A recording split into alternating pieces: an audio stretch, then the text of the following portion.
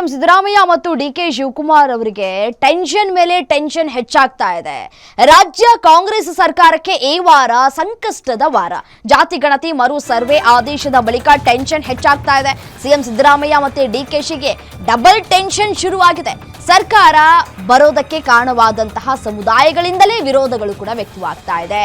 ರಾಜ್ಯ ಸರ್ಕಾರದ ವಿರುದ್ಧ ಶುರುವಾಗುತ್ತಾ ಅಹಿಂದ ಪ್ರತಿಭಟನೆ ಅಂತ ಹೇಳಿ ಸಿದ್ದರಾಮಯ್ಯ ಡಿಕೆ ಶಿವಕುಮಾರ್ ವಿರುದ್ಧ ತಿರುಗಿ ಬಿದ್ದಿದ್ದಾರೆ ಅಹಿಂದ ಮುಖಂಡರು. ಕೆಲ ಸಮುದಾಯಗಳ ಒತ್ತಡಕ್ಕೆ ಮಣಿದಿದ್ದು ಸರಿಯಲ್ಲ, ಮರು ಸರ್ವೆಗೆ ಸೂಚಿಸಿದ್ದು ಸರಿಯಲ್ಲ ಅಂತ ಹೇಳಿ ಮುಖಂಡರು ಕೂಡ ಹೇಳ್ತಾ ಇದ್ದಾರೆ. ಹೈಕಮಾಂಡ್ಗೆ ಮನವರಿಕೆಯನ್ನ ಮಾಡುವಲ್ಲಿ ನೀವು ವಿಫಲರಾಗಿದ್ದೀರಿ ಅಂತ ಹೇಳಿ ಅಸಮಾಧಾನವನ್ನ ಕೂಡ ವ್ಯಕ್ತಪಡಿಸಲಾಗ್ತಾ ಇದೆ. ಮರು ಸರ್ವೆ ಮಾಡಿಸಿದ್ರೆ ಸರ್ಕಾರದ ವಿರುದ್ಧ ಹೋರಾಟ ಮಾಡುವುದಾಗಿ ಎಚ್ಚರಿಕೆಯನ್ನ ಕೂಡ ಕೊಡ್ತಾ ಇದ್ದಾರೆ ಅಹಿಂದ ನಾಯಕರು.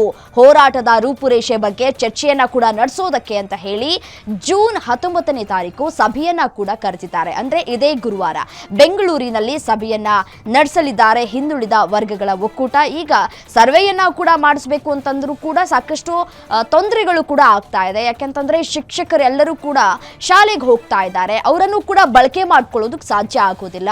ಅದರಿಂದ ಸಾಕಷ್ಟು ತೊಂದರೆಗಳು ಕೂಡ ಆಗ್ತಾ ಇದೆ. ಮತ್ತೊಂದು ಕಡೆ ರಾಜ್ಯದಲ್ಲಿ ಮಳೆಯಾಗ್ತಾ ಇರುವಂತಹ ಹಿನ್ನೆಲೆಯಲ್ಲಿ ಬಿತ್ತನೆ ಮಾಡುವಂತಹ ಕೆಲಸ ಕಾರ್ಯಗಳಲ್ಲಿ ರೈತರು ಕೂಡ ಬ್ಯುಸಿ ಆಗಿದ್ದಾರೆ. ಮನೆಗೆ ಹೋದಂತಹ ಸಂದರ್ಭದಲ್ಲಿ ರೈತರು ಕೂಡ ಇರೋದಿಲ್ಲ. ಮನೆಯಲ್ಲಿ ಯಾರು ಇಲ್ಲದೆ ಇದ್ದಂತಹ ಸಂದರ್ಭದಲ್ಲಿ ಸರ್ವೆ ಮಾಡೋದು ಕೂಡ ಸ್ವಲ್ಪ ಕಷ್ಟ ಸಾಧ್ಯ ಅಂತ ಕೂಡ ಹೇಳಲಾಗ್ತಾ ಇದೆ. ಮತ್ತೊಂದು ಕಡೆ ಅಹಿಂದ ನಾಯಕರು ಈ ಒಂದು ಮರು ಸರ್ವೆಗೆ ತೀವ್ರವಾಗಿ ವಿರೋಧವನ್ನ ವ್ಯಕ್ತಪಡಿಸ್ತಾ ಇದ್ದಾರೆ. ಹೈಕಮಾಂಡ್ ನಾಯಕರಿಗೆ ನೀವು ಮನವರಿಕೆಯನ್ನ ಮಾಡಿಕೊಡಬೇಕಾಗಿತ್ತು, ಅದರಲ್ಲಿ ನೀವು ವಿಫಲರಾಗಿದ್ದೀರಿ ಅಂತ ಹೇಳಿ ಅಹಿಂದ ನಾಯಕರು ಇದೀಗ ತಿರುಗಿ ಬಿದ್ದಿದ್ದಾರೆ. ಸಿದ್ದರಾಮಯ್ಯ ಮತ್ತೆ ಡಿಕೆ ಶಿವಕುಮಾರ್ ವಿರುದ್ಧ ತಿರುಗಿ ಬಿದ್ದಿದ್ದಾರೆ ಅಹಿಂದ ಮುಖಂಡರು. ಒಂದು ಕಡೆ ಒಕ್ಕಲಿಗ ಮತ್ತೆ ಲಿಂಗಾಯತ ಸಮುದಾಯ ಎರಡೂ ಕೂಡ ಖುಷಿಯನ್ನ ವ್ಯಕ್ತಪಡಿಸ್ತಾ ಇದ್ದಾವೆ. ಮರು ಸರ್ವೆ ಆಗ್ತಾ ಇದೆ ಅಂತ ಹೇಳಿ ಅವರು ಖುಷಿಯನ್ನ ಕೂಡ ವ್ಯಕ್ತಪಡಿಸ್ತಾ ಇದ್ದಾರೆ.